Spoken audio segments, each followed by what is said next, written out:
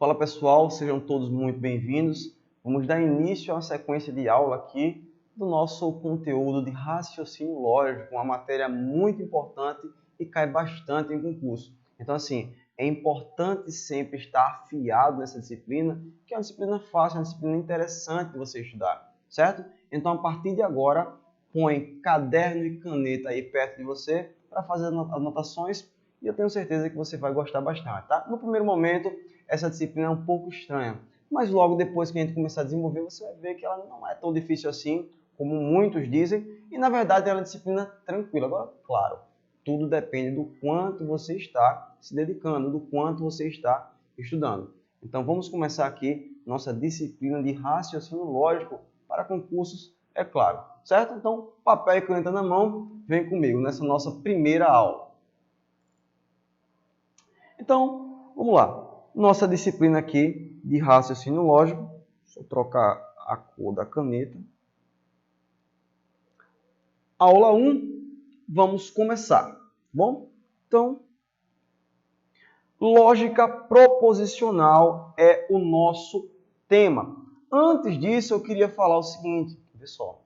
Essa disciplina aqui, muitas vezes, ela vai contar histórias um pouco desconexas com a vida real, com a nossa realidade. Então, assim, já falo, antes de começar, sempre eu falo isso. Não coloca na cabeça que o que é certo, o que acontece na vida real, precisa acontecer nessa disciplina. Não. Aqui é só julgamentos para saber se algo é verdadeiro ou se algo é falso. Então, não tem na mente que tudo aqui vai estar perfeito como é no mundo real, tá bom? Então, abre o coração para essa questão, certo? Vem para cá e vamos continuar. Bom, lógica proposicional para a gente começar aqui o nosso ensino dessa disciplina, certo? Então, vamos avançar aqui.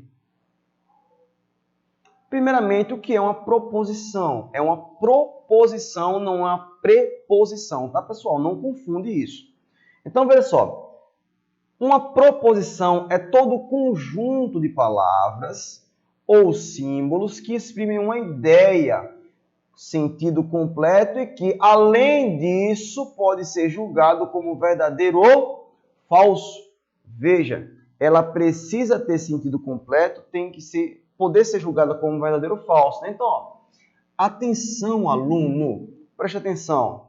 O que acontece? Uma proposição na frase, na sentença, ela deve ter a possibilidade de ser julgada como verdadeiro ou falso. Todas as proposições apresentam verbo, bota isso na mente, todas elas precisam ter verbo, mesmo que de forma implícita, certo? Mesmo que de forma implícita. Agora, lógico que nem toda sentença, ela que tem verbo, vai ser uma proposição, certo? Então, para começar, uma sentença, qualquer uma que seja, ela precisa ter verbo, ela precisa ter sentido completo, certo? E ela precisa poder ser julgada como verdadeira ou falsa para ser uma proposição. Então, uma frase qualquer para a gente ver uma proposição. Exemplo, se eu falar assim, João jogou bola. É uma frase, é uma sentença. Tem sentido completo? Tem. Tem verbo? Tem. Olha o verbo aqui, jogou. Posso julgar como verdadeiro ou falso? Posso também, né? Porque isso pode ser verdade ou isso pode ser mentira.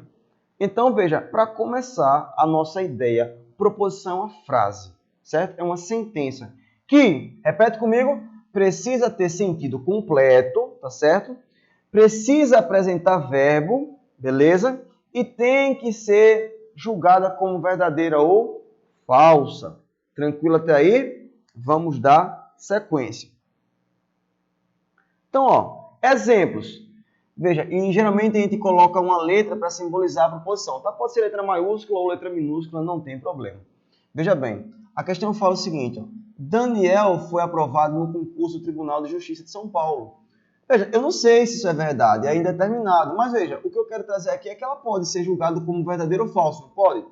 Tem sentido completo? Tem. Tem verbo? Tem sim verbo, olha só. Foi, né, aprovado.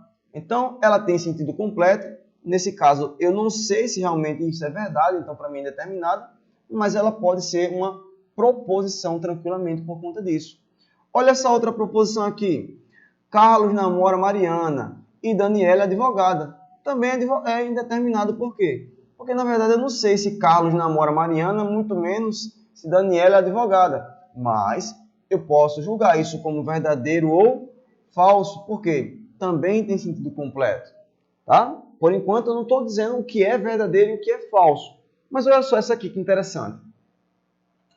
3 ao quadrado é igual a 1 ao quadrado mais 2 ao quadrado. Aqui eu já posso determinar que é falso, porque sabemos que 3 ao quadrado é igual a 3 vezes 3, que dá 9. Beleza? 1 ao quadrado é igual a 1 vezes 1, que dá 1 mesmo. E 2 ao quadrado vai ser igual a 2 vezes 2, que dá 4. A questão está falando que o 9, que no caso é o 3 ao quadrado, é igual ao quê? 1 mais 4. Está errado, né, pessoal? 9 não é igual a 5, ou seja, é diferente, né? Já dá para entender que essa proposição é o quê? Falsa. Aí você pergunta, professor, mas cadê o verbo? Olha só, o igual tem sentido de certo?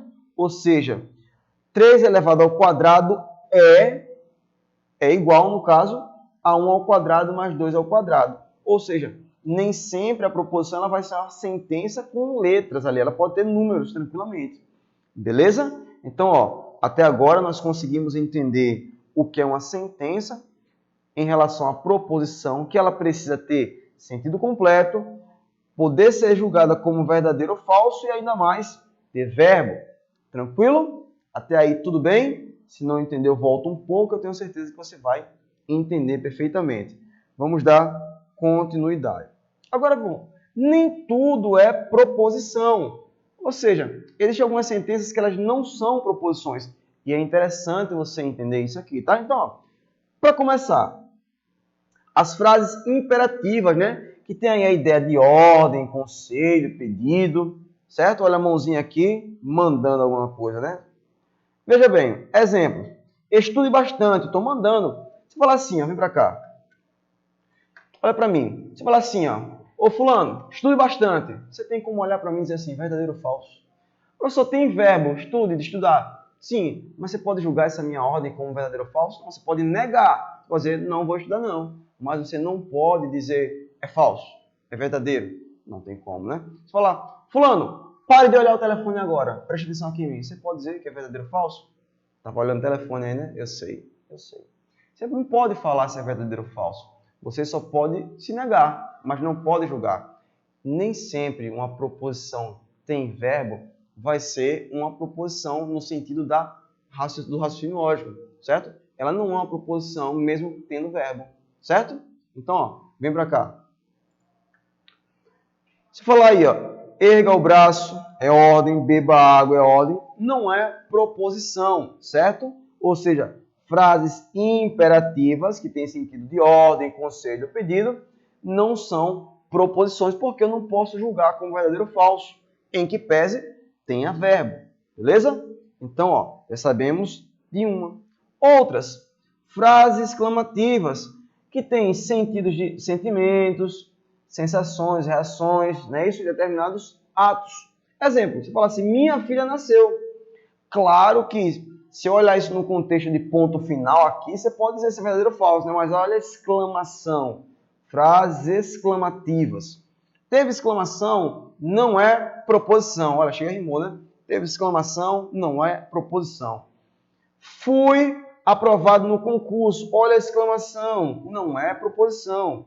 Você é muito alto. Olha a exclamação, não é proposição. Tranquilo? Então olha o bonequinho ali, levando a exclamação para te dizer que não é proposição, frases exclamativas. Beleza? Então, já sabemos que frases imperativas e frases exclamativas não são proposições. Vamos continuar. Então, frases interrogativas, ou seja, pergunta. Não tenho como. Olha para cá. Vem aqui para mim rapidinho. Se eu olhar para você e falar assim, fulano, você está estudando para o concurso? Você vai olhar para mim e dizer, professor, verdadeiro. Professor, falso. Não tem como. Você pode julgar? Por mais que tenha verbo aí nessa frase, você está estudando para o concurso, você não pode julgar como verdadeiro ou falso. porque existe uma interrogação. Então, se tem interrogação, também não é proposição. Mais uma rima para você ficar bisurado. Então, volta para cá. Frases interrogativas, no caso, pergunta, né? Exemplo assim, ó. Qual a sua profissão? Não posso falar verdadeiro ou falso. Não posso. Há cachorros que não são mamíferos. Pergunta. Sei. Ah, professor, volta aqui mais uma vez, eu preciso falar isso. Ah, professor, mas os cachorros, eles fazem parte dos mamíferos. Então, como assim que existe cachorro que não é mamífero? É um alienígena. Meu filho, preste atenção. Aqui você não está para julgar o mundo real, certo? Eu falei no começo, vai existir muitas outras coisas mais estranhas que essas, que você vai olhar assim, mas rapaz, mas eu não sabia que isso existe. Não é para saber se existe. É só para dizer, posso julgar como verdadeiro ou falso? Sim, então é. Tem sentido completo? Então é. Tem verbo? Então é. Não tem? Então não é. Tranquilo? Vamos voltar para cá.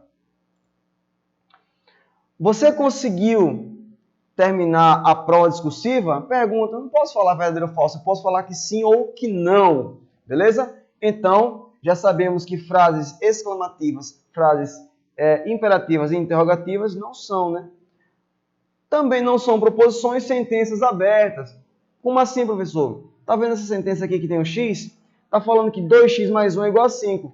Eu não tenho como saber quem é, se realmente vai dar 5, porque eu não tenho o valor de x. Eu não tenho o valor de x. Ou seja, é diferente daquela sentença que estava lá assim, ó. 3 ao quadrado igual a 1 ao quadrado mais 2 ao quadrado. Porque dá para calcular esse tranquilamente. Mas, ó, se eu não souber quem é x aqui, eu tenho como saber se realmente vai dar 5 ou não? Não. Então, sentenças abertas, ou seja, que tem letra, tem incógnita, matematicamente falando, não dá para ser uma proposição, porque eu não sei o x. E, para finalizar essa partezinha aqui, paradoxo. Eu não posso julgar um paradoxo como uma coisa que ela é verdadeira ou falsa.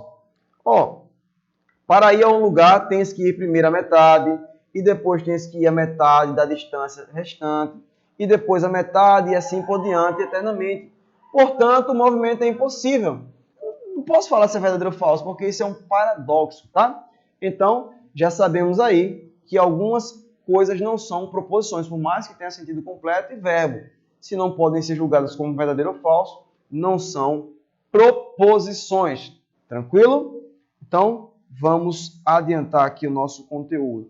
Veja bem, toda proposição ela é uma sentença declarativa, que pode ser afirmativa ou negativa.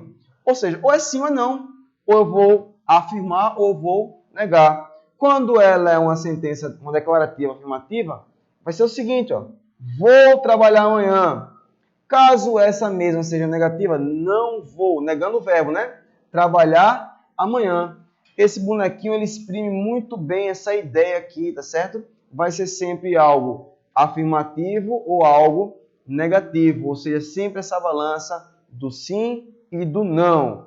Tranquilo aí? Então, vamos avançar. Exemplo, né? Valor lógico da proposição. Proposição A diz o seguinte: a palavra cachorro apresenta duas vogais distintas. Olha, palavra cachorro apresenta duas vogais distintas. E aí você sabe as vogais, né? A, E, I, O, U. Olha só, eu tenho A e tenho O, que são vogais distintas. Então sim, ó, o valor da proposição A é V, de verdadeiro. Não é isso? A proposição B. Salvador é a capital do estado de Pernambuco. Opa, pera lá. Salvador é a capital do estado de Pernambuco? E se você falar que Salvador é a capital do estado de Pernambuco, olha, você precisa estudar um pouco, viu? Então, não é, né? Dá para afirmar que não. Então, ó, vem para cá. Se dá para afirmar que não, significa dizer que o valor aqui é um valor o quê? Falso. Essa proposição, ela é falsa. Tá vendo que aqui já dá para a gente julgar o que é verdadeiro e o que é falso? Porque aqui já dá para saber o valor da proposição. Tranquilo? Então, superamos essa parte. Vamos avançar também aqui. Veja bem, a diferença agora entre proposição simples e proposição composta, tá? É muito fácil de entender. Na proposição simples, não há proposição como parte integrante de si mesma. Ou seja, vem para cá. Quando você tem uma proposição simples, você não tem conectivos. É basicamente isso, certo? Ou seja, você fala assim, ó, hoje vou à praia e amanhã irei ao teatro. Tá vendo que esse conectivo aí, eu tenho duas proposições? Olha, hoje vou à praia. Pausa. Olhando só isso, dá para você julgar se é verdadeiro ou falso, porque tem sentido completo, tem verbo. Essa parte pode ser julgada como verdadeiro ou falso. E amanhã vou à praia, exemplo, se trocar. Esse amanhã vou à praia também pode ser julgado como verdadeiro ou falso, né? Ou amanhã vou ao teatro, tanto faz, certo? Então veja, nesse caso eu tenho uma proposição composta e eu falo dela primeiro para a gente poder entender a simples. Agora vamos voltar aqui. Na proposição A diz o seguinte, ó. Maria comprou um apartamento. Vamos lá. É proposição? É, né? Porque tem verbo, tem sentido completo, eu posso julgar como verdadeiro ou falso? É. Tranquilo? Aqui, ó. Na proposição B, Roma é a capital da Inglaterra. Claro, eu sei que não, né? O valor lógico dela é falso. Na C, Brasil é um país da América do Sul. Sim, claro. Tem verbo? Tem. Tem sentido completo? Tem. Posso julgar como verdadeiro ou falso? Posso. Então, proposição simples, né? Não há conectivo. Agora, ó, quando ela é composta, a composta é formada a partir de proposições simples, né? Duas ou mais. Ou seja, proposições que têm sentido completos independentes, né? Ó, elas têm sentidos completos independentes. Eu posso julgar separadamente. Perceba aqui essa proposição P. A palavra general possui 3 sílabas e o número 14 é divisível por 2. Ó, o meu conectivo E, olha o que é que eu faço. Eu separo aqui, tá certo? Eu vou olhar aqui. A palavra general possui 3 sílabas. Eu vou ver se é verdadeiro ou falso. E o número 14 é divisível por 2. Elas são analisadas independentes, tá? Veja bem. Aqui eu não estou para falar o sentido do valor lógico dessa proposição, tá certo? Só quero que você entenda que aqui eu tenho uma que pode ser julgada, certo? Eu tenho essa aqui que pode ser julgada e também tive essa aqui que pode ser julgada separadamente.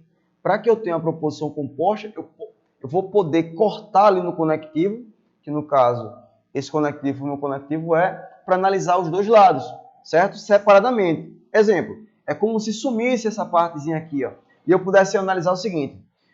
A palavra general possui 3 sílabas? Vou analisar. Por quê? Tem sentido completo, tem verbo, não é isso? A outra, o número 14 é divisível por 2? Vou analisar, porque elas têm sentido completo, independentes, né? Vê só essa aqui.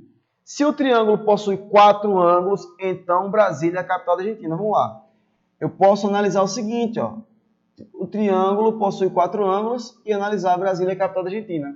Porque eu tenho um conectivo. Que conectivo é esse? É o famoso se então, que a gente vai ver, tá? Se então. Mas, ó, eu quero que você perceba que eu posso julgar isso separadamente, né? Como assim, professor? Assim, ó, um triângulo possui 4 ângulos? Não. Brasília é a capital da Argentina? Não. Então, veja, eu pude olhar para cá, para essas duas proposições e analisá-las independentes uma das outras. Exemplo aqui, nessa proposição R. Ou trabalho ou acordo tarde. Posso julgar separado? Posso, né? Esse é o nosso conectivo ou. Conectivo ou. Certo? Se eu cortar aqui para analisar. Trabalho tem sentido completo? Tem. Ah, professor, mas não é assim. É sim. Uma palavra só, ela também pode ser uma frase. Certo? Exemplo, ó, vem para cá. Fala assim, acordei.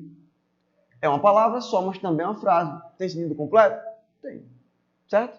Então, não é porque não é uma frase com várias palavras que deixa de ser uma frase. A frase ela é formada por uma palavra, por duas, por três. Não é isso? Então, volta aqui. Trabalho. Opa, volta lá. Trabalho. Posso julgar se é verdadeiro ou falso? Pode ser verdadeiro ou falso. Acordo cedo. Pode ser verdadeiro ou falso? Analisado independente? Pode. Então, aqui nós vemos o que é proposição composta. Elas podem ser julgadas independentes, né? Eu marco ali no conectivo, ó. Eu faço a marcação ali no conectivo para poder separar e analisar se ela é uma proposição simples ou composta.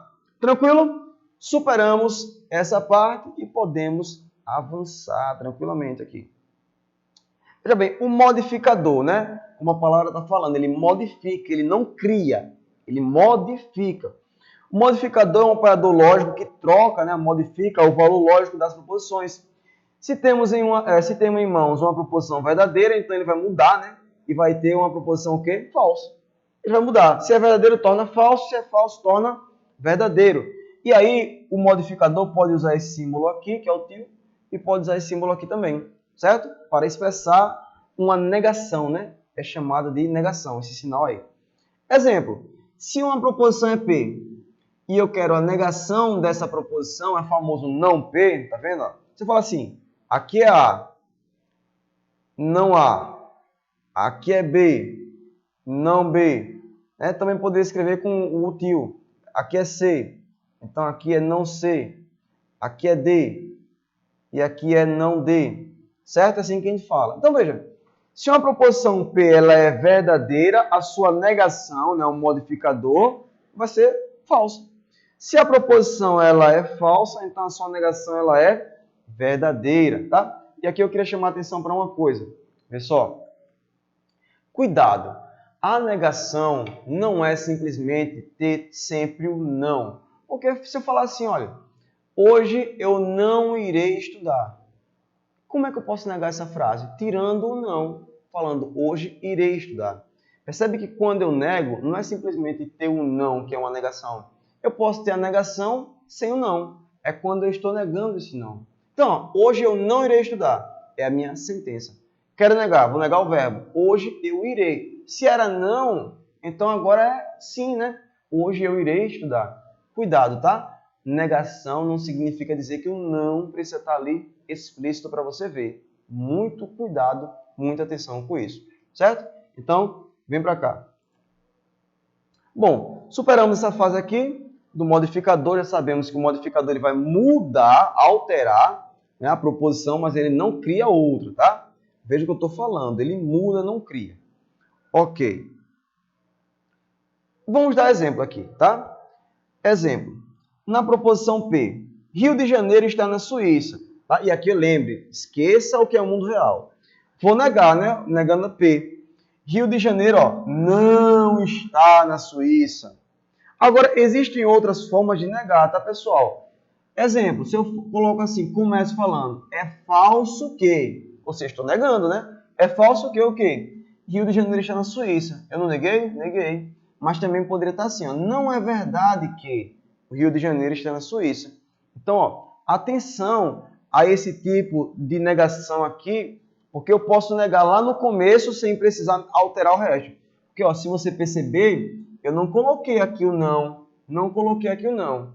Até porque se eu colocasse o não, eu estaria afirmando, eu estaria falando a mesma coisa disso aqui. Certo? Se eu falar assim, ó, olha para cá, volta aqui. É falso que Rio de Janeiro não está na Suíça. Olha, tá vendo que eu falo? É falso que ele não... Se eu nego duas vezes alguma coisa, eu estou afirmando, eu estou falando que ele está na Suíça. É falso que ele não está. Opa, se é falso que ele não está, então é verdade que ele está. Não é isso? Se eu nego na frente e vou negar no meio ou lá no fim, significa dizer que eu estou afirmando. Cuidado, eu sei que é muito difícil às vezes, porque o nosso cotidiano é cheio desse tipo de coisa. A gente fala, nem percebe. Olha, é falso que o Rio de Janeiro não está na Suíça. Ah, você vai entender isso como que? Que eu falei que ele não está na Suíça. Mas olha como eu comecei. É falso que ele não está. Então, se é falso que ele não está, a verdade é que ele está. Preste atenção para não errar, tá certo? Então, vem para cá.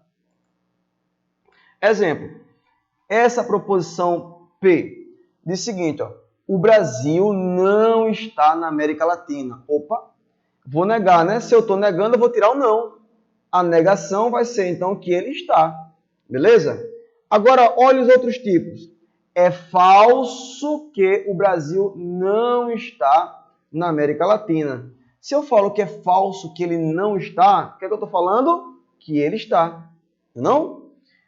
Não é verdade que o Brasil não está. Você falou que não é verdade que não, então é verdade que sim. Tranquilo? É outra negação. Só cuidado com esse tipo de expressão que pode confundir bastante. Mas caso não tenha entendido, volta um pouco. Eu tenho certeza que você vai entender perfeitamente. Certo? Então, superamos aqui. Vamos adiantar.